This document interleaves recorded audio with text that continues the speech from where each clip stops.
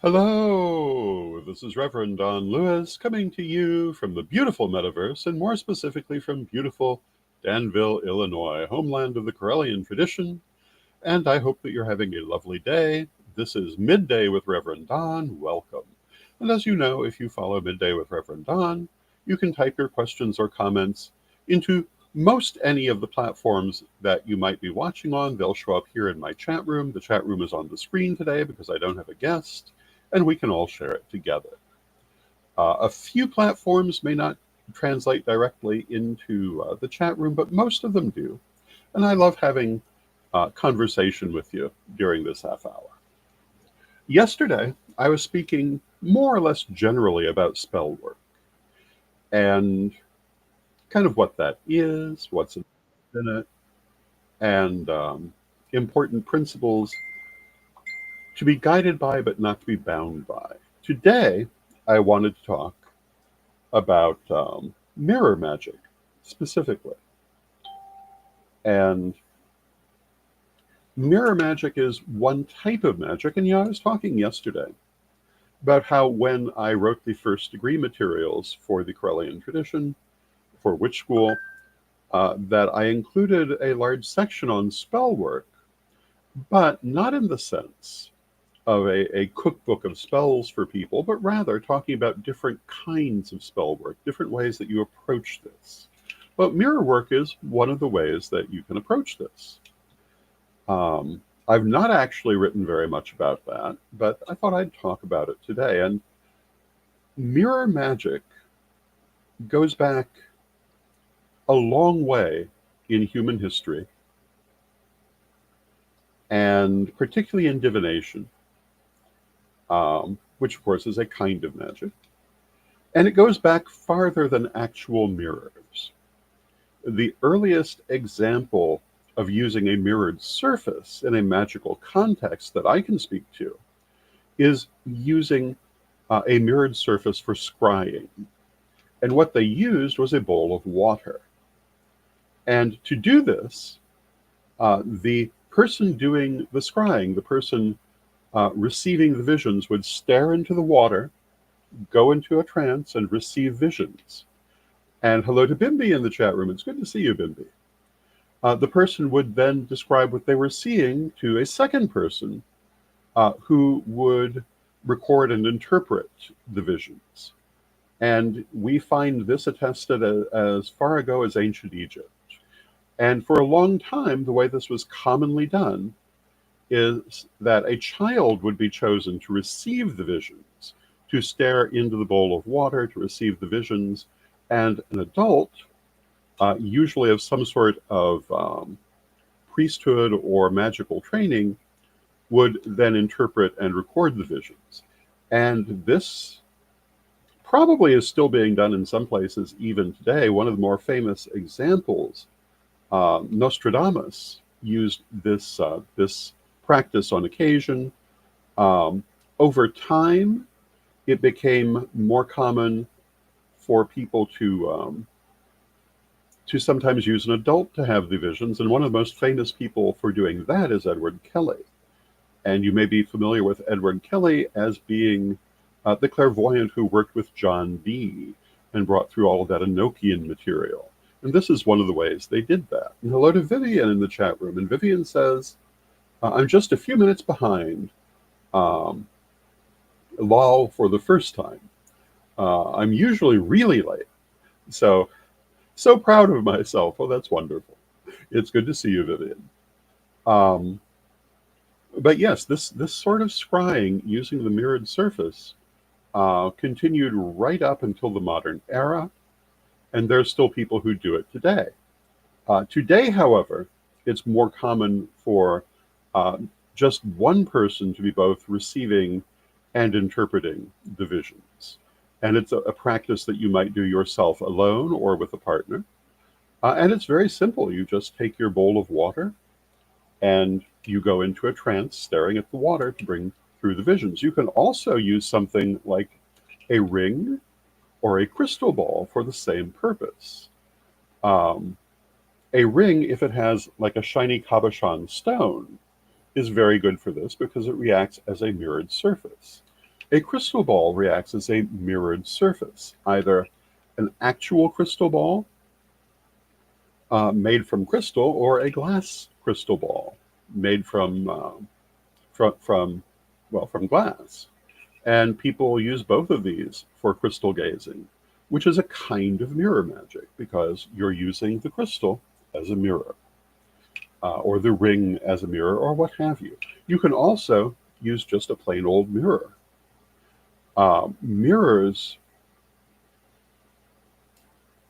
developed slowly over time. What we think of a mirror today is a relatively modern invention, and that is a piece of glass that's been silvered on the back for a reflective surface. If we go back thousands of years, the earlier mirrors were commonly made out of something like bronze or copper or silver that was polished to a high reflection and used as a mirror.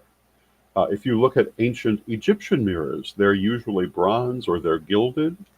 A few are silver, but silver was very valuable in ancient Egypt, so that's not terribly common, but you do see them. But you certainly wouldn't see a glass mirror. They did not have that technology.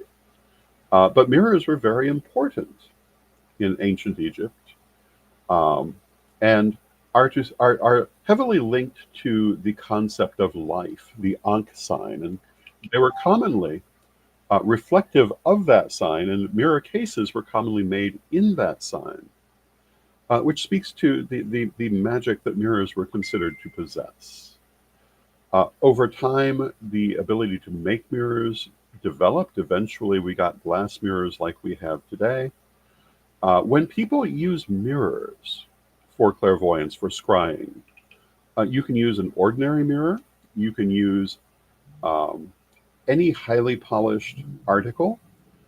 If you have a highly polished bronze mirror, you can use that as the ancients might have done. And of course, black mirrors are very popular in modern occult circles. Not so much in um, traditional use, but very much in modern use. And a lot of this comes down from the aforementioned Dr. John Dee. And he had what he called shoe stones, which were mirrored objects he used for clairvoyance. And one of them was a mirror made from obsidian, which had come from the New World during the conquest and had been of Mexica origin and can still be seen today. And this, I think, is part of what really popularized the idea of black mirrors. And they really, I think, come much more out of New World practice that has merged with Old World practice. And I think that's wonderful.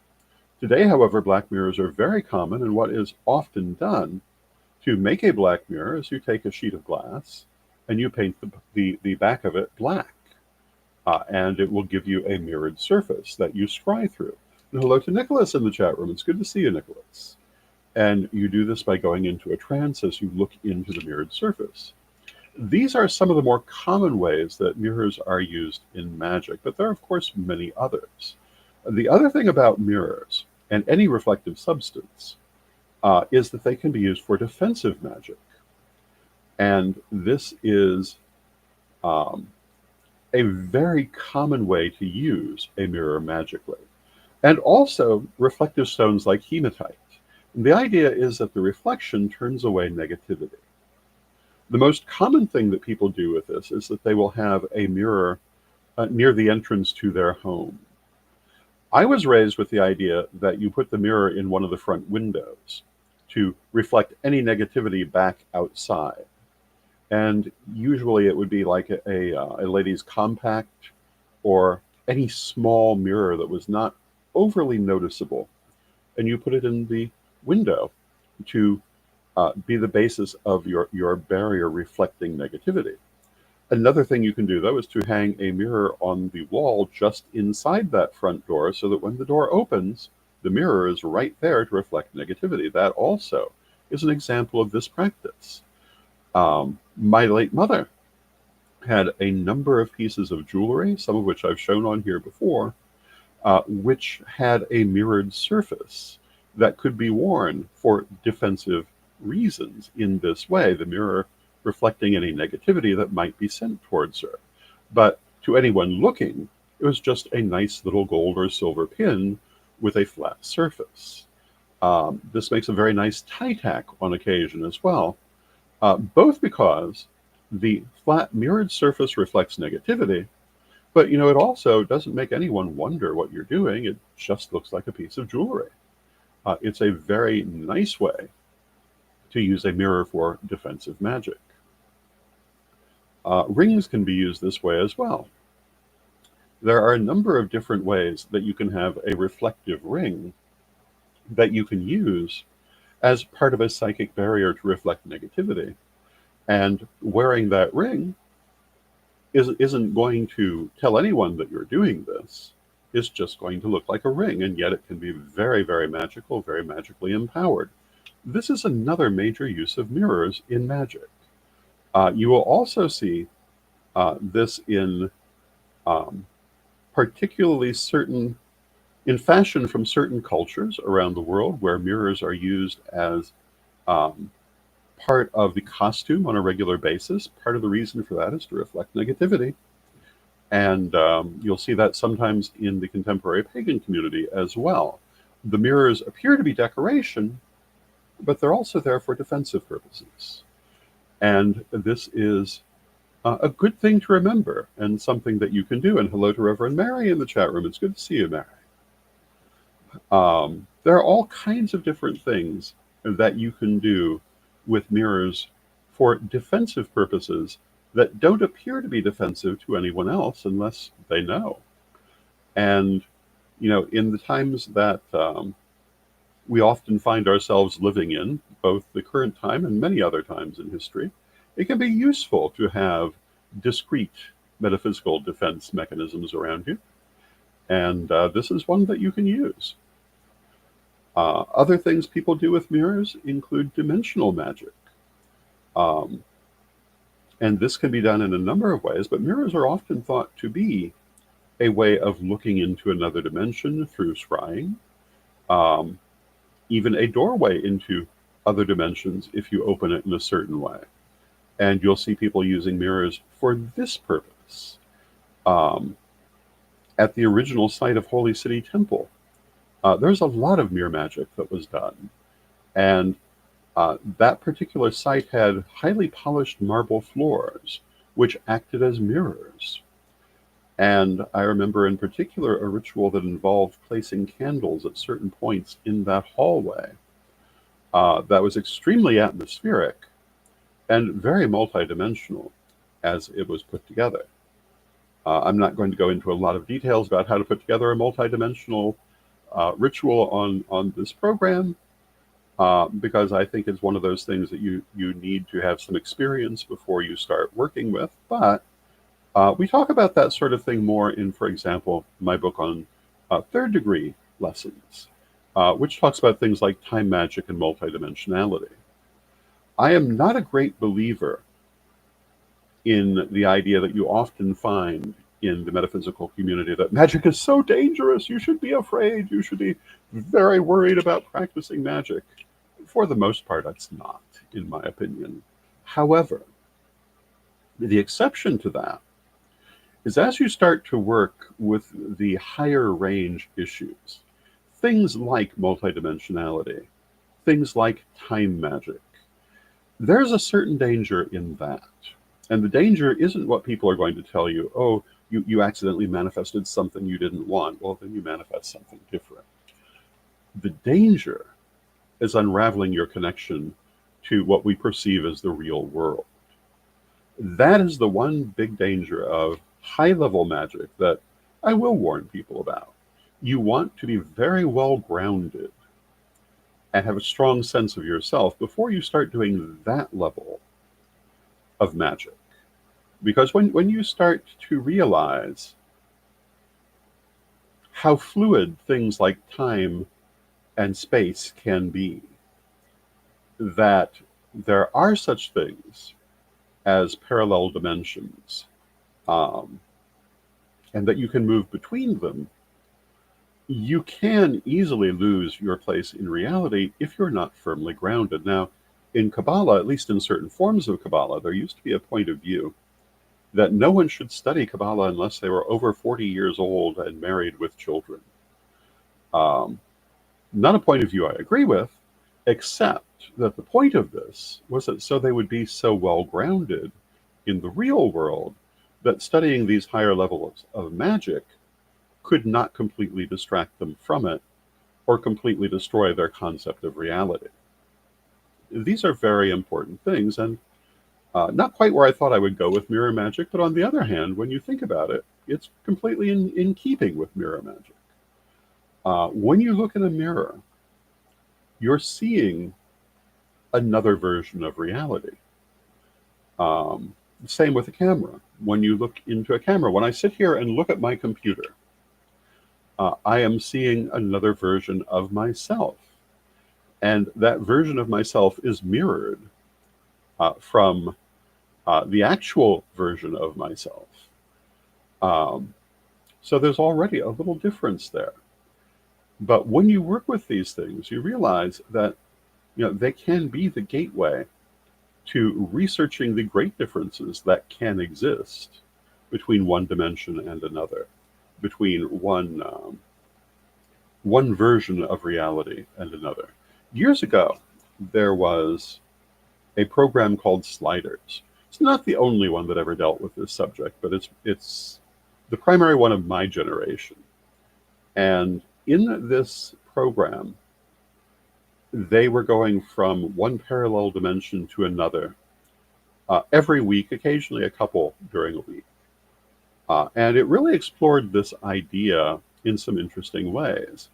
And one of the things that I thought they handled very well was the idea that sometimes it's only a tiny little difference. Um, oh, and hello to Ricardo Galvan in the chat room. And Ricardo says, Sliders was a great show. It was. I quite enjoyed Sliders, partly because I recognized the subject matter they were dealing with from my own metaphysical background, even though they did not explore it in a metaphysical premise, but still, same subject. But sometimes, and this is true, you can go from one reality to the next parallel reality, and there are only tiny little differences. You won't necessarily be able to immediately tell you've even done it. And this is something I think that happens to people all the time. Because the truth is, we are multidimensional beings. And we do go back and forth on a fairly regular basis that we're not consciously aware of. And this is part of where we get that so-called Mandela effect. Why some people remember certain things from the past that are drastically different from what other people remember. And that's because people are going back and forth from one reality to another where the pasts are not exactly the same. And I've had this happen in my own life, both intentionally and unintentionally, where something that I knew absolutely had happened turns out not to have happened. Or something that I was reasonably sure could never have happened turns out to have happened.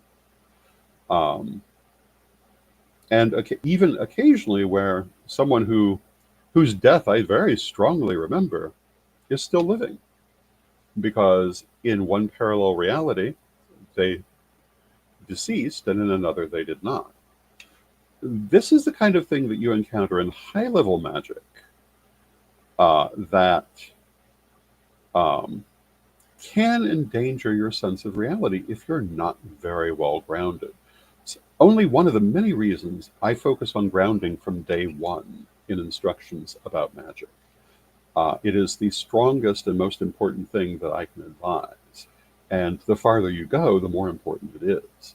And Nicholas says, did you happen to see the movie from about 8 years ago called Oculus? I did not, so I can't really comment on that, but I'm assuming it was about this general subject. And I know, as a believer in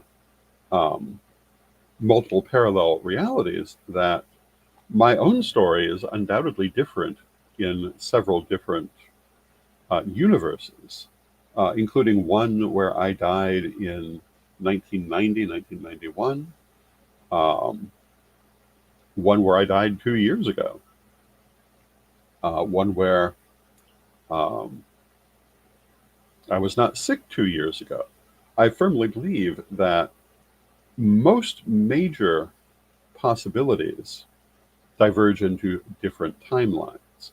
We can learn to look into these, we can learn to pass between them, and unconsciously, we do it frequently. And Vivian says the Mandela effect is absolutely insane to think about or figure out, especially if you're not grounded, which many of us truly are not. Weird times. And yeah, that's why grounding is so important when doing this kind of work. Um, when you realize how fluid reality can be, it's one thing when we're doing small level magic, where we're just trying to affect one or two things.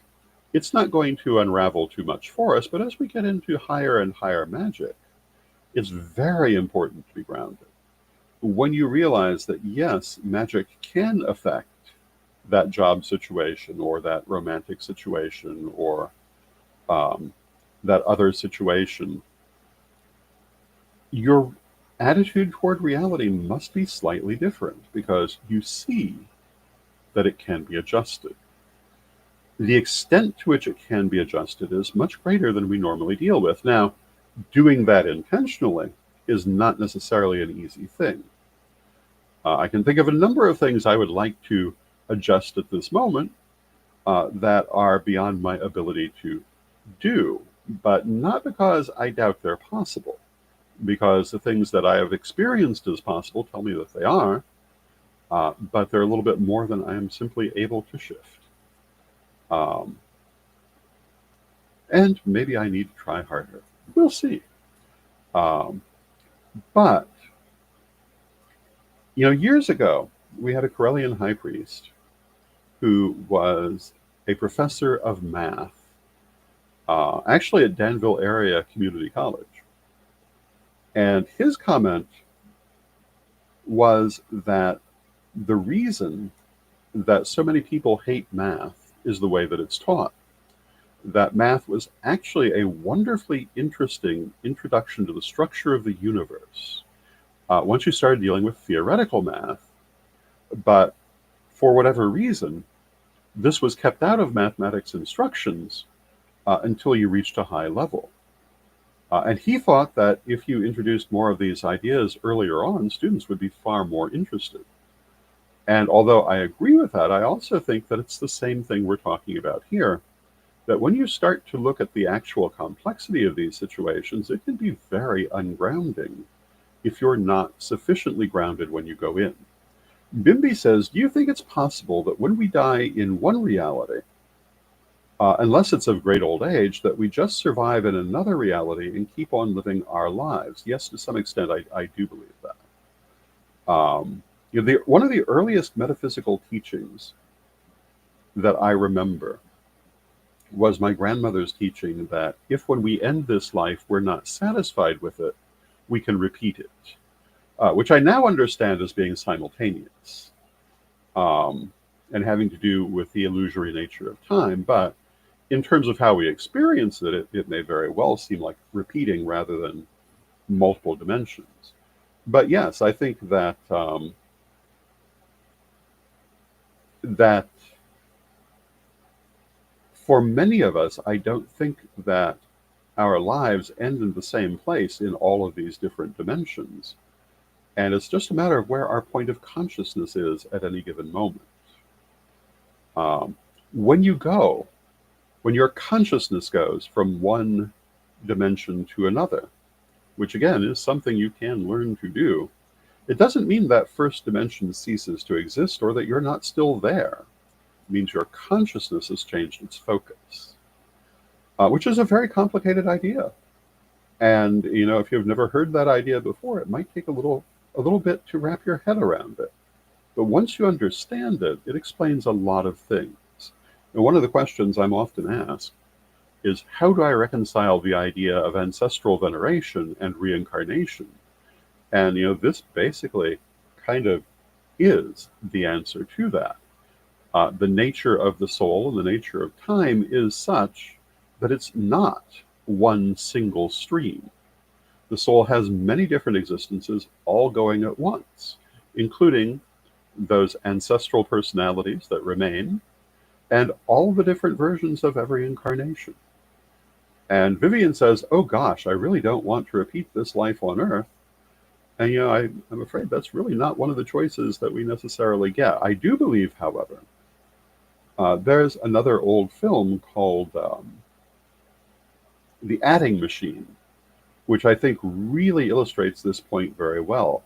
About half of that movie is set in the afterlife. And they portray the afterlife as this vast carnival where you can do anything you want to do. There's no reward, there's no punishment. It's just everything you could ask for to have fun with to your heart's content. And how you react to that is based on where your soul is at. And some of the characters are having a wonderful time. And most of them hear a wonderful, beautiful music playing in the background. But some of the characters are just miserable despite having everything they could ask for, and they hear no music. Because they're just not ready for that. And they will be drawn back into this world of incarnation because they're not ready to stay indefinitely out of it. I tend to think that's how it is. I don't think we're made to come back. I think we're drawn back because we're not complete yet. We have not learned everything we need to get from this world yet. And until we've done that, we come back. The way they put it in that film, which was originally a play, is that only the most blessed remain. Anyone can, but only the most blessed do. Meaning that you don't have to come back to another life on Earth. But unless you have achieved that point where you don't need it, you will. Eventually, it will just be time and you will be drawn back to it because you must continue to have the growth that this world offers that world does not. And my understanding is that one of the biggest parts of this world is growth and transformation. This is not the place for stasis. It's not the place for a constant plateau. It's not the place for, quote, perfection, end quote. It's a place to grow and transform. The other world, I believe we can still work on anything that we've opened the door to, but it's not a place that offers us the same levels of growth and transformation. That's why we come here. And why, until we reach that level where we don't need it anymore, we will continue to. But I don't think we're forced, so you don't need to worry about that. And with that, I see it's time for a word from our sponsors.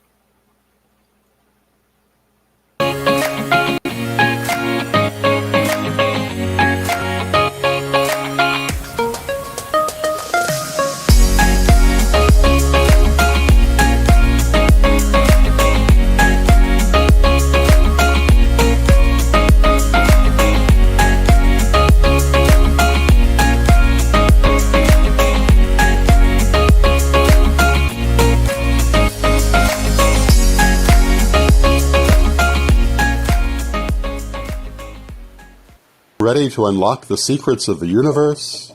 Join me, Rev Don Lewis, for my metaphysical and magic auctions at Gaia Thrift at whatnot.com.